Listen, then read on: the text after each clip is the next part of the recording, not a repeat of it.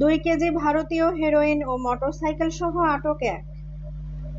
সীমান্তে একটি টহল দল রাজশাহী জেলার গোদাগাড়ী থানাধীন আশারিয়াদহ ইউনিয়নের চর ভুবনপাড়া গ্রামে টহল পরিচালনা করার সময় গোপন সংবাদের ভিত্তিতে জানতে পারে ঈদগাহ মোড় এলাকা দিয়ে মোটরসাইকেল যোগে মাদক চোরাচালান হওয়ার সম্ভাবনা রয়েছে।